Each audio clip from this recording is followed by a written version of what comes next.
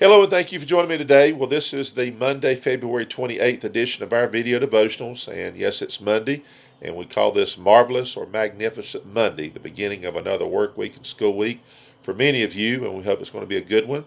And then, of course, today is the last day of February for this year. Amazing that 2 months have already transpired, but you know what? Time marches on, and tomorrow will be March 1st. So we want to end the month on a high note, and hopefully this devotion can help be a part of that. We're down at Harker's Island for today and tomorrow. We left last night after church, went to the house, got a few things, and it's about a 4.5, 5 hour drive when you total in a stop, and then we get down here, and there's a little project that's got to be completed, and so the two things are we can complete a project, and number two, get to see Christy's mom and dad while we're down here. Then we'll leave out tomorrow about noonish, so kind of a quick in and out, but at any rate, we kind of kill a few birds with one stone, so to speak.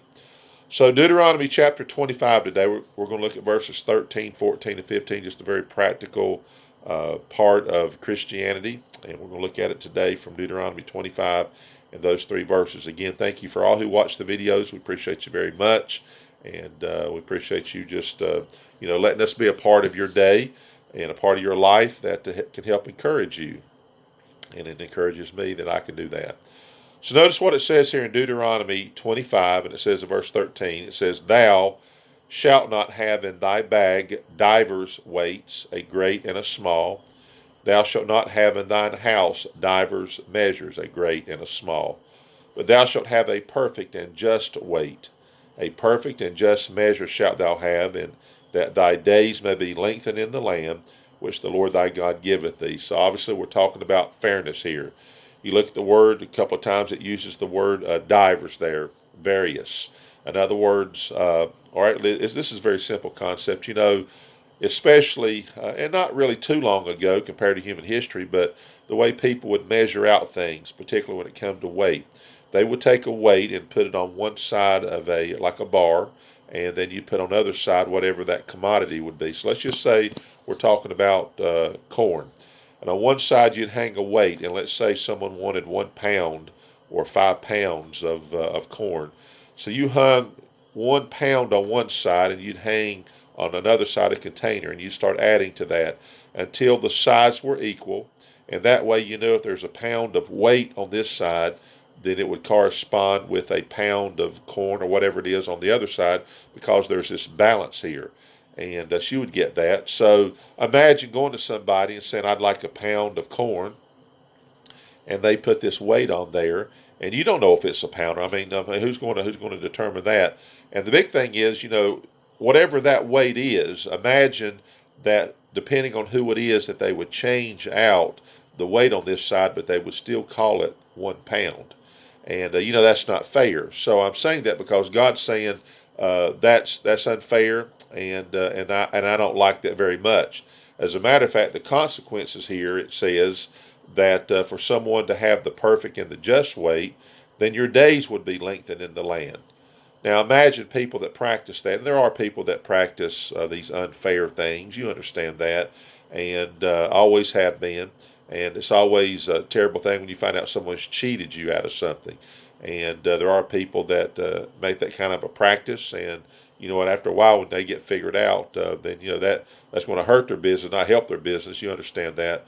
But the point here is, imagine that a country that had people that would practice this to the point where God said, "You know what? I'm going to punish the land for that kind of unfairness." So in our own practical life, our own life ourselves, fairness is what we should have. You may not be somebody that sells things. It's kind of like someone that sells a car. When someone sells a car, there's nothing worse than buying a car and something not being disclosed, especially something kind of big that makes a pretty big difference in purchasing a car, and they just on purpose don't tell you that. I remember years ago there used to be people, they would sell cars and they figure out a way to turn the odometer back.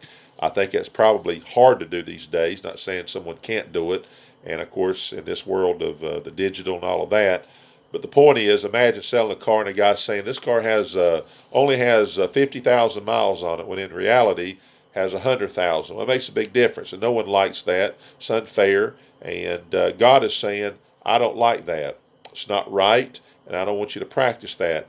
I want you to be a kind of people that when you say this is a pound weight and you're going to get a pound of whatever I'm selling, then you can count on that, and everybody can count on that. So the perfect and the just weight, the perfect and the just measure, that's what you're supposed to have. And God says your days can be lengthened in the land because of that. The judgment will not be heavy for you when you just simply do what's fair and do what's right. And that's exactly what we need to continue to do. As Christians, let's make sure we practice being just and fair and right.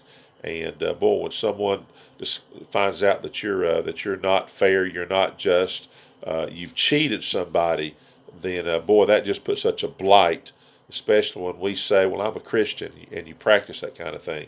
Let's not practice that, and let's do right. So I think we're going to be done with that. I think you get the message, and let's all be just and fair and right, and God says that's good, and I'll bless you for that. So have a great day. We'll see you tomorrow on Thankful Tuesday, and I hope you have a great day. Stay safe, and hopefully you're going to be healthy. We'll see you tomorrow.